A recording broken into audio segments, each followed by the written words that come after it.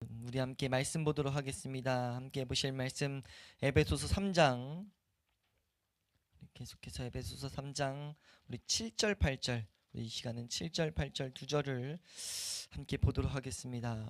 에베소서 3장 7절과 8절 말씀입니다. 함께 읽습니다. 시작. 이 복음을 위하여 그의 능력이 역사하시는 대로 내게 주신 하나님의 은혜 선물을 따라 내가 일꾼이 되었노라. 모든 성도 중에 지극히 작은 자보다 더 작은 나에게 이 은혜를 주신 것은 측량할 수 없는 그리스도의 풍성함을 이방인에게 전하게 하시고. 우리가 계속해서 우리 이제 에베소서 말씀을 살펴보는데, 이 시간은 우리 7절 8절 말씀을 우리가 살펴보도록 하겠습니다. 우리가 이 말씀을 바라볼 때 항상 계속 염두해야 될 것은, 지금 이 모든 내용들은 사도 바울이 에베소 교회 교인들에게 알라고 하시는 말씀이다 라는 것을 기억해야 됩니다. 이것은 무엇을 말하느냐 라고 했을 때, 이 아는 지식이 있어야 우리가 그리스도인으로서 자라갈 수 있다 라는 개념이 이 가운데 포함되어 있다는 걸 알아야 돼요. 그러니까 예수 그리스도를 아는 지식이 있지 않으면 우리는 자라갈 수 없다. 그러니까 이 세상에서 육체가 자라갈 때 마치 영양분이 필요한 것처럼, 우리가 영적으로 자라가기 위해서는 반드시 하나님을 아는 지식이 필요하다는 거죠. 생명을 얻는데도 그렇고 생명을 가지고 살아가는데도 반드시 이 지식이 필요하다. 그렇기 때문에 사도 바울은 하나님께서 자신에게 가르쳐준 내용들을 지금 이 교회에게 지금 이것을 알기를 바라고 있다라는 것. 그러니까 우리 교회는 이것이 전부가 돼야 된다라는 것을 우리는 놓치지 않아야 될 줄로 믿습니다. 이것이 우리가 되는 것은 무엇이라고도 볼 수 있느냐? 이것 가운데, 하나님 아는 지식 가운데 하나님과의 교제가 실제가 된다라는 것. 그러니까 한번 따라할까요? 예수님을 아는 지식은 하나님과의 교제가 실제가 되게 한다. 그러니까 우리가 아는 만큼 사랑할 수 있다라고 이제 하는 이런 말들이 있는 것처럼, 우리가 하나님을 아는 만큼 하나님과의 교제는 우리의 삶 가운데 실제가 된다는 거예요. 우리가 종종 교회 안에서 이런 말들을 듣게 되는데, 왜 우리가 하나님이 실제가 되지 않는가, 하나님이 내 삶 가운데 더 나타나지 않는가 라는 이런 질문 가운데 우리는 확실히 답변할 수 있어야 됩니다. 그 사람들에게 필요한 것은 하나님을 아는 지식이에요. 그 사람들에게 그래서 해줘야 될 말은 성경을 연구하랍니다. 연구하는 것에서 그치지 않고 반드시 성령의 조명을 간구해라 라고 말해야 된다는 거죠. 연구하라고 한다고 우리 지적으로 막 연구해봤자 그것으로 하나님 앞에 나아갈 수 있다, 하나님과 교제할 수 있다는 것을 성경은 말하고 있지 않아요. 우리가 이 성경을 아는 지식이 성령의 조명으로 우리의 삶 가운데 조명될 때 하나님과의 교제가 실제가 된다는 겁니다. 그것이 반드시 교회가 바라봐야 될 내용이라는 것을 우리는 놓치지 않을 수 있기를 축원합니다. 그래서 사도 바울이 하는 일은 사실 모든 교회들에게 하는 말과 같아요. 사도 바울에게 놀라운 비밀을 하나님께서 나타내셨고, 비밀 저번 주에 말씀드렸죠. 덮어져 있는 것들을 열어서 보여주셨고, 그리고 뭐 해주셨냐면 그것을 전하라는 사명을 주셨다는 거죠. 왜냐하면 하나님이 그 열어주신 것을 알려주지 않으면 이 세상 그 누구도 하나님에 대해서 알 수가 없기 때문입니다. 저번 주 말씀 때 한번 말씀을 읽었지만, 성령이 아니고서는 하나님의 지식을 알 수가 없어요. 그렇기 때문에 그 성령으로서 지금 사도들에게 먼저 강력하게 열어주신 겁니다. 덮여졌던 비밀이. 그래서 우리는 사도 바울도 말했지만, 이 적혀있던 이 말씀들을 1, 2장에 있는 이 말씀을 우리가 꾸준히 읽으면서 성령의 조명을 간구하면 우리에게 어떤 일이 일어났는가? 예수 그리스도를 영접하는 일이 발생되고, 영접한 자들에게는 하나님을 아는 그 지식이, 하나님과의 교제가 실제가 되게 된다라고 지금 사도 바울은 가르치고 있는 거예요. 그래서 우리는 이 일을 어떻게 사도 바울이 말하는지를 하나씩 살펴보고 있는 거고요. 사도 바울은 특별히 이 3장 2절에서 13절을 통해 가지고 자신의 사도권에 대해서, 사도권이라는 것은 하나님께서 세우신, 예수님이 직접 세우신 놀라운 좀 능력을 가진 자들, 특별히 교회사 가운데 교회를 세울 수 있는 능력을 가진 자들이라는 표현이거든요. 근데 사도 바울에게는 좀 더 놀라운 특권을 분명히 주셨단 말이에요. 근데 그것이 어떤 것인지를 이제 변호 플러스 우리가 받은 복음이 얼마나 놀라운지를 계속 이렇게 같이 조화롭게 설명하면서 우리에게 필요한 이 지식들이 더욱더 스며들 수 있도록, 제대로 올바로 구할 수 있도록 어떻게 보면 초점을 맞춰주고 있다. 우리가 눈이 나쁠 때 안경을 맞춰가지고 초점을 맞추는 것처럼, 우리가 총을 쏠 때 0점을 맞추는 것처럼, 이런 표현 아세요? 0점을 맞춘다고요? 총을 그냥 쏜다고 다 맞는 게 아니에요. 총에 있는 조준점에 자기 눈을 맞춰서 처음 0점을 맞추는 사격을 합니다. 그런 것처럼 지금 바울이 계속해서, 총을 쏘는 행위는 똑같지만 영점을 맞춰서 내가 쏘는 대로 나가게 하기 위해서 그와 같이 우리 성도들이 하나님을 찾는 건 다 똑같지만 우리가 하나님을 찾는 게 정확하게 하나님 말씀하신 대로 찾게 하기 위해서 하나님이 계속해서 비슷한 행위를 반복함으로써 우리에게 정확하게 하나님께만 시선이 닿게 한다는 거죠.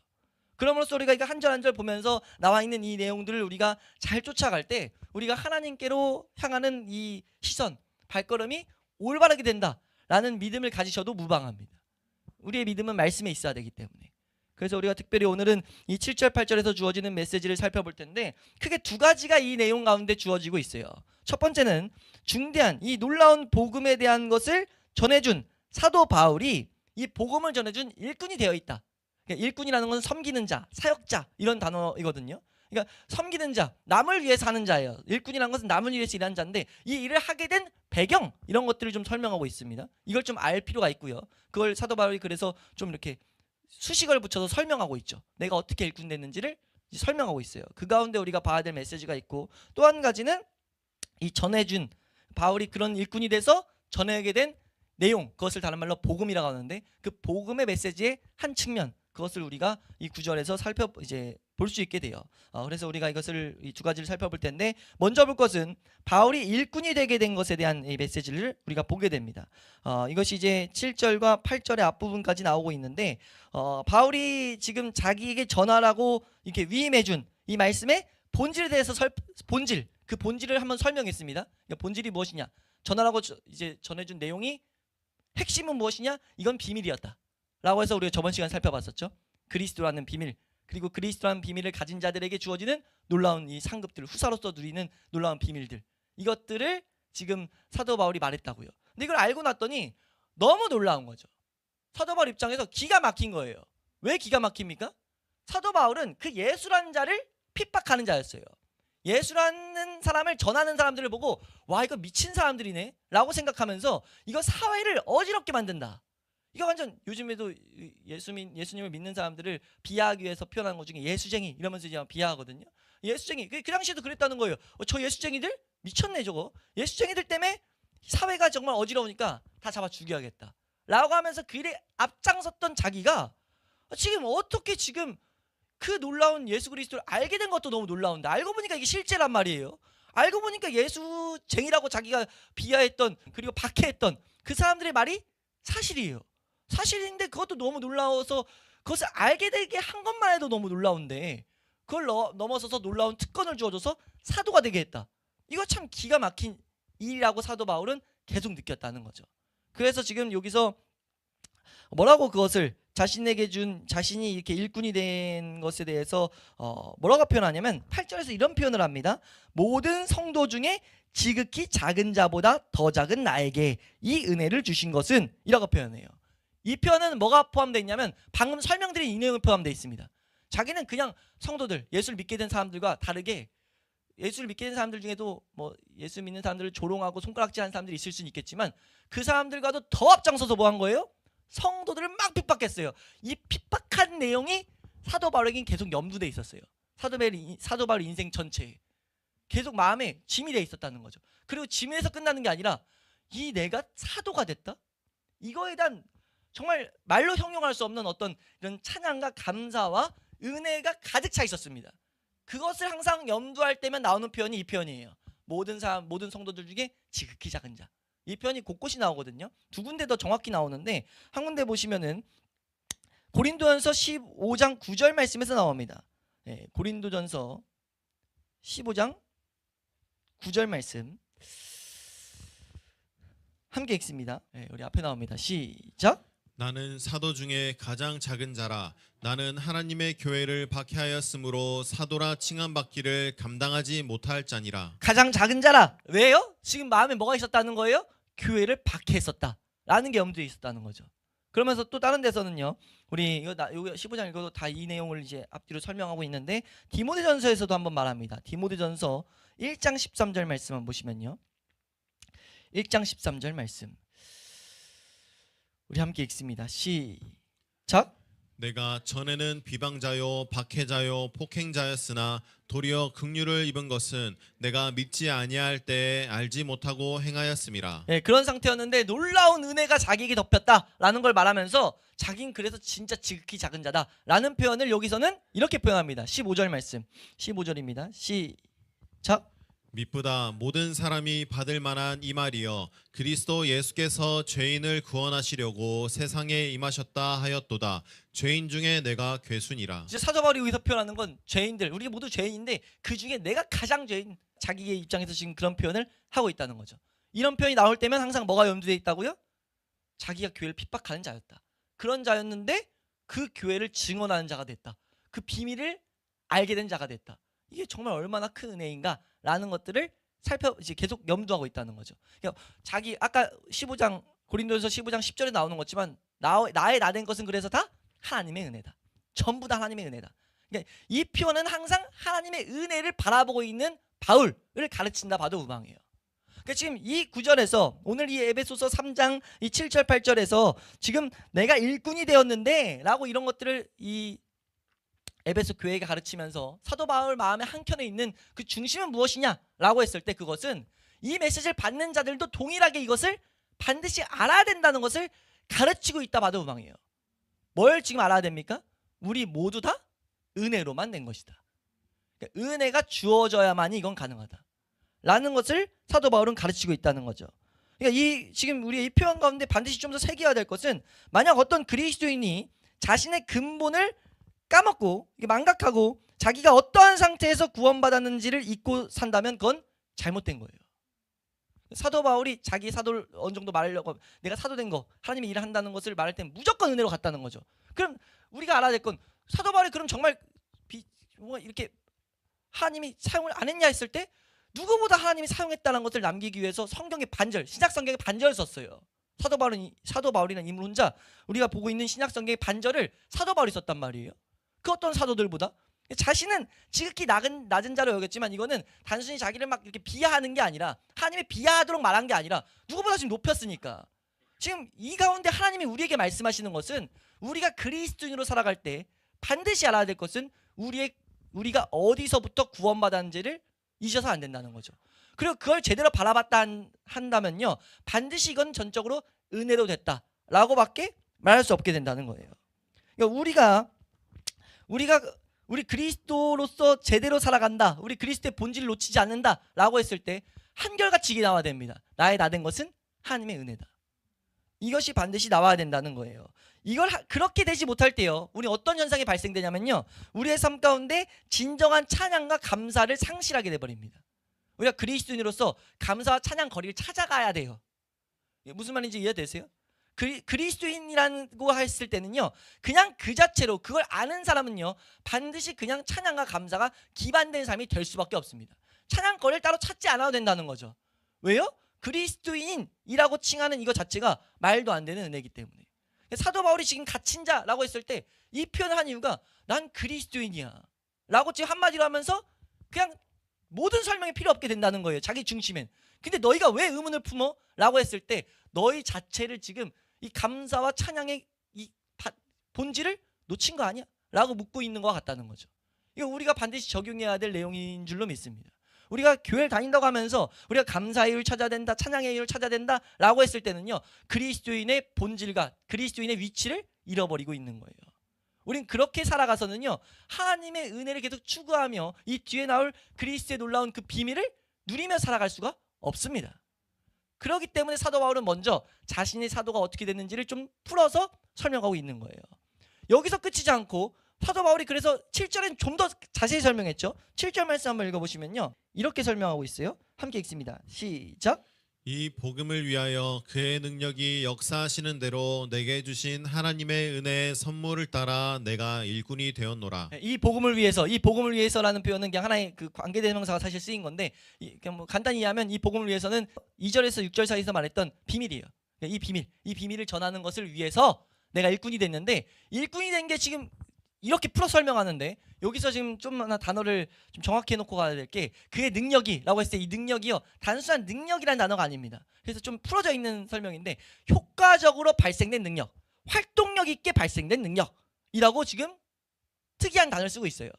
그러니까 다시 한번 말씀드리면 효과적으로 발생하는 활동적으로 이게 발동된 능력에 따라서 그게 역사가 돼서 하나님의 은혜가 나에게 왔고 그 선물을 받아서 내가 일꾼이 됐다. 그 지금 일꾼이 된 것 자체가 얼마나 큰 은혜가 있었는지. 그러니까 사도 바울은 은혜가 아니고선 절대 될 수 없다를 그냥 바라보고 있었던 거예요. 절대 내 안에서 나올 수가 없었다. 불가능했다. 하나님께서 활동력 있게 역사하심으로 말미암아 내가 지금 일꾼이 됐다. 진짜 너무 놀라운 일이야. 근데 이것은 자신이 뭐 그래서 특별하다가 지금 그게 아니라는 거죠. 그걸 알기 위해서 8절에 부연 설명을 한 거고요. 모든 성도 중에 내가 작다. 이 편이 뭐예요? 너희들도 다 성도 중에 그 모든 성도 중에 제일 작은 나도 이 놀라운 특권으로 세우셨는데 그럼 나머지 성도들은 당연한 거 아니야? 너희가 성도 됐을 때 너희가 성도로 부름받았을 때는 하나님의 활동력 있게 역사해서 너희가 하나님의 성도로 세움받게 된 것이다 라고 지금 사도 바울은 말하고 있다는 거죠. 그러니까 다시 한번 말씀드리면 우리가 이 사실을 제대로 깨닫지 않으면요, 그러면 그것은 우리의 구원에 대한 전반적인 이해가 지금 불완전하다는 거예요. 구원을 제대로 이해하지 못하고 있다는 거죠. 제대로 이해하지 못하면 어떤 일이 발생됩니까? 못 가르쳐요. 구원을 못 가르치고 내 안에 내가 살아갈 때, 내가 이 세상을 살아갈 때 구원의 은혜로만 살아갈 수가 없습니다. 아무리 다짐을 해도 이 지식이 올바르지 않으면요, 그 지식을 가지고 살아갈 수가 없어요.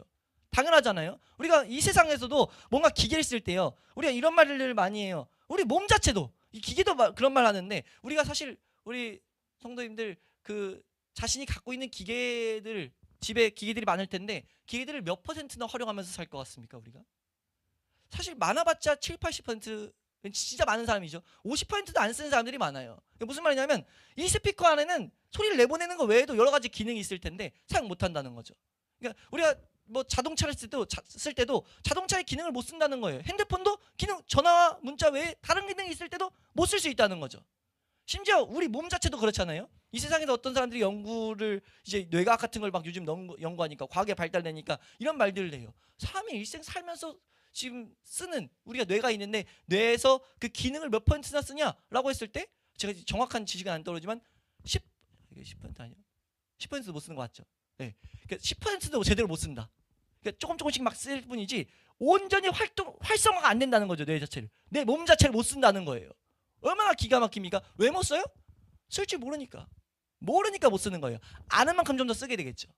어떻게, 그래서 요즘에 그 뇌를 좀 더 활성화시키기 위해서 운동법, 막 이런 교육법 이런 게 나온 이유가 뭐냐면 좀 더 활성화시켜보자라는 거예요. 왜요? 아는 만큼 쓸 수 있으니까.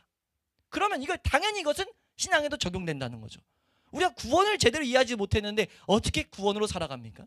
구원은 다른 말로 십자가예요. 예수란 말이에요. 이 세상에서 교회 안에서 내가 예수로만 산다라고 하는 말들을 수없이 해요. 근데 그 사람들이 구원을 이해 못해요?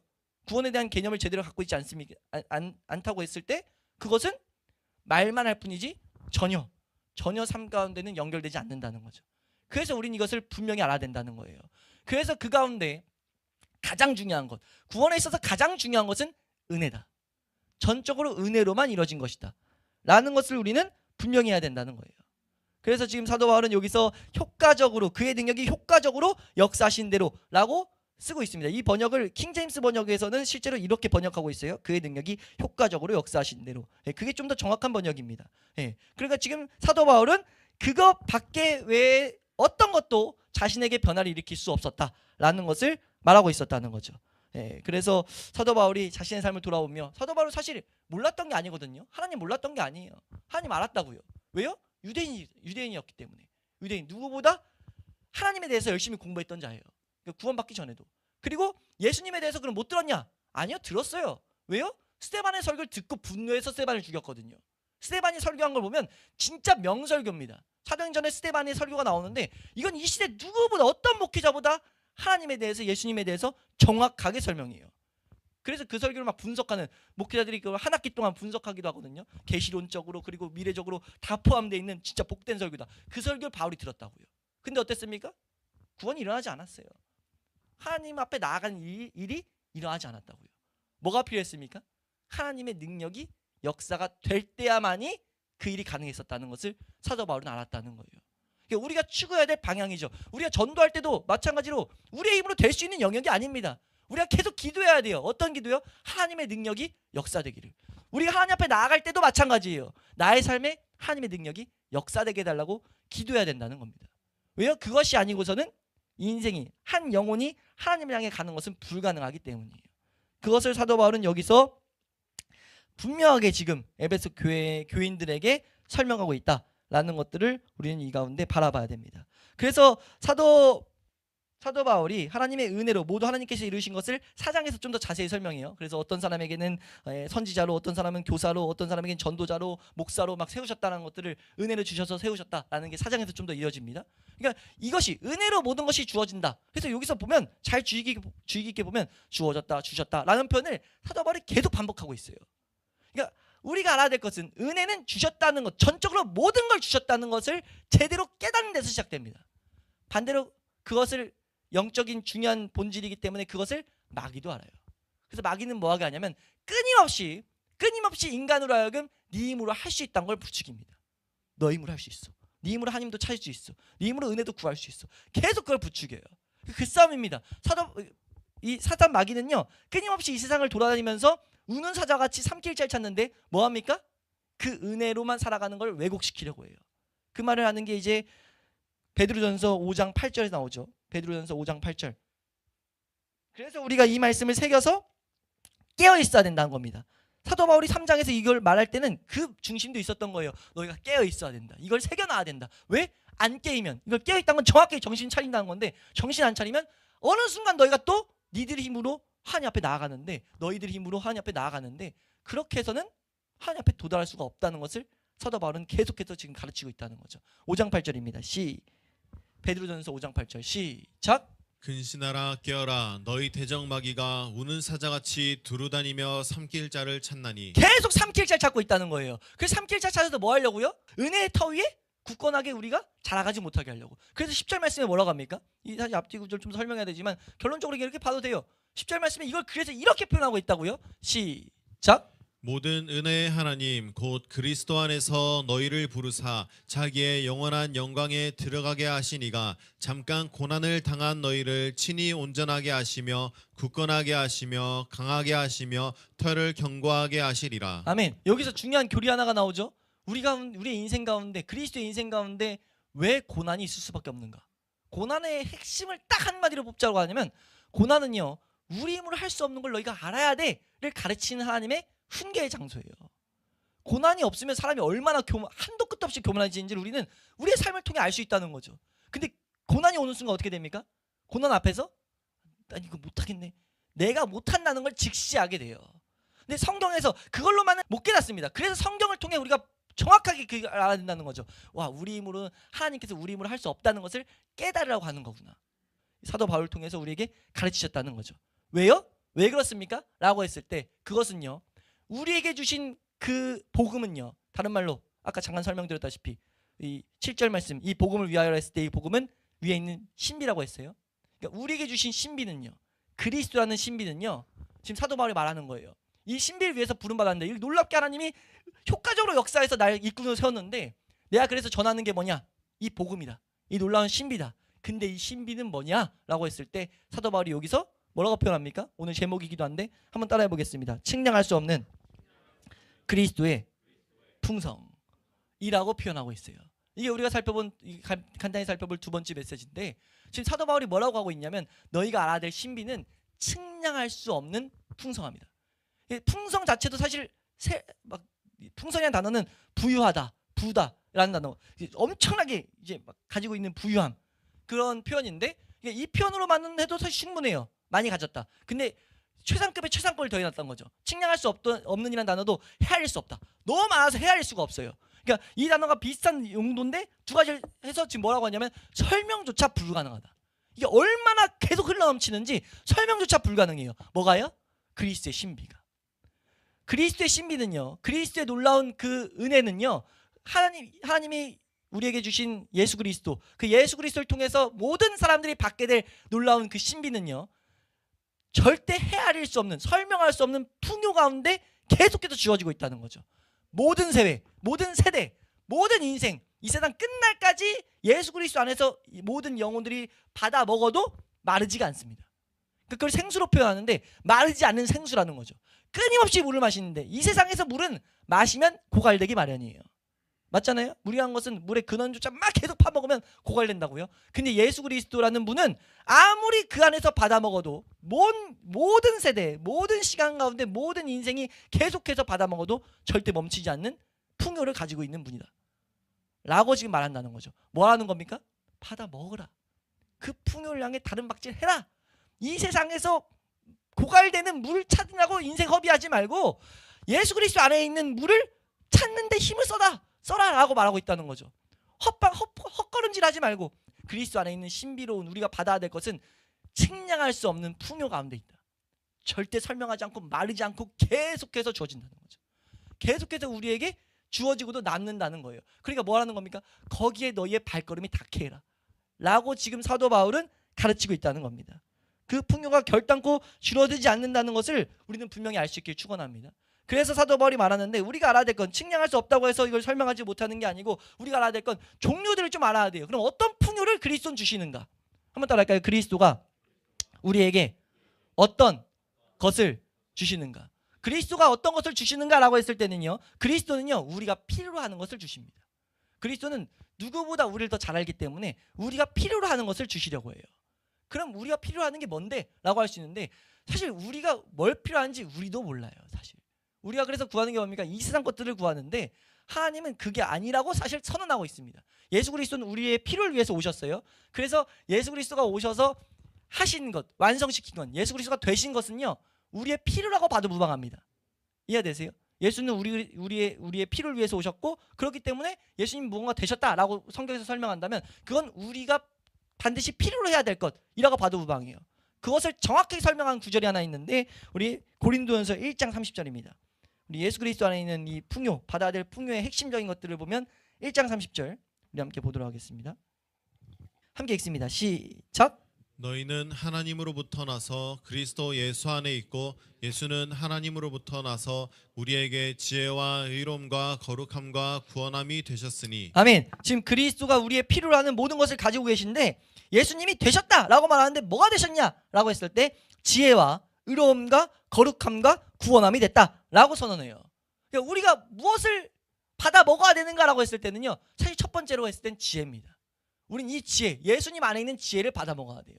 왜 그러냐라고 했을 때 사실 좀만 생각해봐도 알 수 있는 건 우리가 종종 예배 때마다 보는 거지만 이 세계를 전체로 봤을 때 세계는 알지 못하는 이런 문제들을 알지 못하는 사건들이 계속해서 펼쳐진단 말이에요. 그걸로 인한 두려움을 사람들은 다 갖고 있어요. 또 펼쳐진 수많은 문제들에 대한 문제에 대한 어려움을 갖고 있단 말이에요. 그런 어려움, 문제들, 그런 것이 왜 일어나는가? 그런 문제들을 하나님이 왜 방관하고 계시는가? 어떻게 보면 우리 측면에서 왜 방치하고 계시는가? 라는 것들을 우리는 생각할 수 있단 말이에요. 근데 그걸 온전히 알게 되면 이 세상에서 어떤 것이 일어나도 두려워하지 않는다라고 성경의 인물들은 설명해요. 그러니까 내가 이 세상의 문제들이 왜 이렇게 펼쳐지는지를 알고 하나님이 이 가운데 뭘 하시는지 알고 났더니 이 세상이 어떤 난리 브루스를 치더라도 나는 두려워하지 않는다 라는 표현들을 한단 말이에요. 우리 말씀 하나 보시면 시편 112편 7절 말씀입니다. 시편 112편 7절 함께 읽습니다. 시작. 그는 흉한 소문을 두려워하지 아니하며 여호와를 의뢰하고 그의 마음을 굳게 정하였도다. 이게 표현이 뭐냐면 한 인물이 흉한 소식, 이 세상에 어떤 흉한 소식이 들어와도 두려워하지 아니하였대요. 왜요? 여호와를 의뢰하고 그의 마음을 굳게 했기 때문에. 그러니까 여호와를 제대로 알고 그분께 마음을 뒀기 때문에 이 세상 어떤 게 와도 두려워하지 않게 됐다는 거죠. 그러니까 우리가 하나님을 잘 알게 된다면요, 이 세상에 어떤 두려워할 일들이 앞에 펼쳐져도요 두려워하지 않게 된다는 것을 성경은 말해요. 우린 그래서 우리에게 가장 필요한 것을 딱 뽑자면 예수님 말하는 거예요. 너희 하나님 아는 지식이 필요하다. 하나님 아는 지식이 올바로 알게 되는 것이 필요하다. 진짜 너희 것이 되게 하는 것. 하나님 아는 것 여러 가지 설명할 수 있지만 그게 아니라 예수 그리스도 안에서 예수님의 그 풍요로움을 우리가 가지게 될 때 하나님 아는 지식이 동시에 공급된다는 거죠. 그리고 그 아는 지식은요, 우리로 하여금 이 세상에서 두려워하지 않게 만든다는 것. 평안을 누리게 만든다는 것. 그래서 환난에 대한 것을 설명할 때 예수님이 말하잖아요. 담대하라, 두려워하지 말라 하면서 내가 세상을 이겼다라 하면서 평안을 너에게 준다. 그걸 계속 요한복음에서 설명한단 말이에요. 그것이 우리가 예수 그리스도 안에서 받아야 될 놀라운 예수 그리스도 안에 있는 그 풍요로움이다 라는 것. 근데 우리가 하나 알아야 될 것은 하나님 아는 지식을 그래서 우리가 갖게 됐어요. 실제가 되면 성경을 보다 보면, 그리고 실제가 된 사람들을 보다 보면 뭐가 쫓아오게 되냐면, 하나님을 우리가 제대로 만약 알게 돼요, 그럼 뭐가 동시에 우리 인생에 쫓아오게 되냐면요, 두려움입니다. 그러니까 하나님 아는 지식만 딱 놓이면요, 사람 안에는 두려움이 와요. 공포가 옵니다. 왜냐면요, 하나님을 알면 알수록 하나님은 빛이시거든요. 하나님은 의로우신 분이에요. 의로우시기 때문에 그 앞에 서면 죽게 된다, 심판을 받게 된다라는 것만 또렷해질 뿐입니다. 우리 인생은 죽음을 향해 가고 있고, 하나님이 이 세상에 지어진 것이 이해가 되면서 하나님 아는 지식이 우리에게 진짜 공급되면, 아니 하나님이 지으신 것이 믿어지니까 이 자연 만물을 주관하신 것도 믿게 되고, 그 가운데 우리 인생의 끝을 향해 가고 있다, 아까 우리 교동문에 읽었던 것처럼 끝을 향해 가고 있다는 것을 믿게 된단 말이에요. 그때 주어지는 것은 그 가운데 우리가 심판받게 될 텐데, 그것이 실제가 될 뿐이에요. 그래서 우리에게 필요한 건 뭐냐면 우리에게 의로움이 필요합니다. 우리에게는 의가 필요해요. 근데 우리에게는 의가 나올 수가 없어요. 그래서 예수님 말씀하시는 거예요. 지금 오늘 읽었던 말씀에 뭐라고 말씀합니까? 내가 너에게 지혜가 됐고 지식이 됐고 또 너에게 의로움이 됐다. 예수 그리스도 안에 있는 의로움을 우리는 덧입은 자가 됐다는 것을 우리는 확신해야 된다는 겁니다.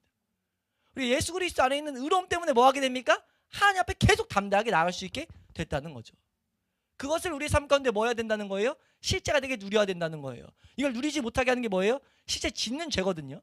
이걸 알고 나서 내 죄에 있는 죄가 처리된 것을 알았다 하더라도 실제 우리가 계속 죄를 짓기 때문에 그 지은 죄 때문에 하나님 앞에 못 나가게 되는 것들을 우리는 어려움을 당할 수밖에 없다고요. 그래서 예수님이 동시에 주시는 게 뭡니까?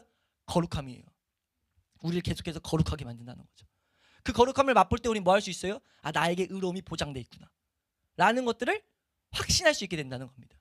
예수 그리스도가 그것이 되었다는 거예요. 우리가 예수 그리스도를 찾아야 될 이유가 어디 있습니까? 예수 그리스도 아는 지식을 계속 구해야 될 이유가 어디 있어요? 그 예수 그리스도 아는 지식이요, 우리로 하여금 계속해서 날로 하나님 아는 지식을 갖게 하고, 그 가운데 오는 그 의로움이 보장되어 있다는 것을 찬양하게 만들고, 그 의로움을 보장받기 위해서 주신 거룩함을 계속 우리 삶 가운데 가져다 준다는 거죠. 그것을 사도 바울은 실제로 누리길 바랬다는 겁니다. 그렇기 때문에 그 완성으로서 최종적인 구원이 보장되어 있다. 그래서 뭐 하게 된 겁니까? 사도 바울은 전하게 된 거예요. 이 신비를 알게 됐더니 이걸 나에게 전하러 가셨구나. 전하라고 실제 하셨고, 그래서 그거를 담대하게 계속해서 기쁨 가운데 특권으로 누리면서 전했다는 겁니다. 그걸 전하다 감옥에 갇혔어요. 사도 바울이 아쉬울 게 뭐가 있습니까? 사도 바울에게 억울할 게 뭐가 있다는 거죠. 영광이면 영광이었지, 내가 이걸 전하다가 이 사명을 잘 감당해가지고 갇혔다는 건데, 이건 나에게 내가 잘했다는 표징인데 이게 어떻게 불편한 일이 되는 거예요? 그래서 사도 바울이 에베소 교회에게 너희들 내가 지금 이런 마음 이런 거야 라고 설명하고 있다는 거예요.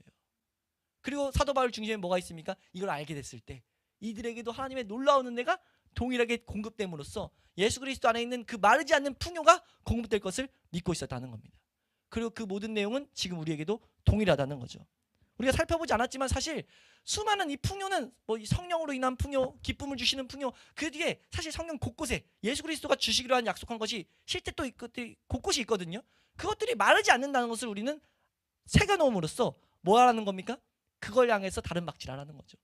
이 세상의 불확실한 마르는 그런 물들을 향해서 다른 박질하는 것이 아니라 마르지 않는 그 예수 그리스도를 향해서 다른 박질하는 삶이 우리에게 일어날 수 있기를 주의 이름으로 축원합니다.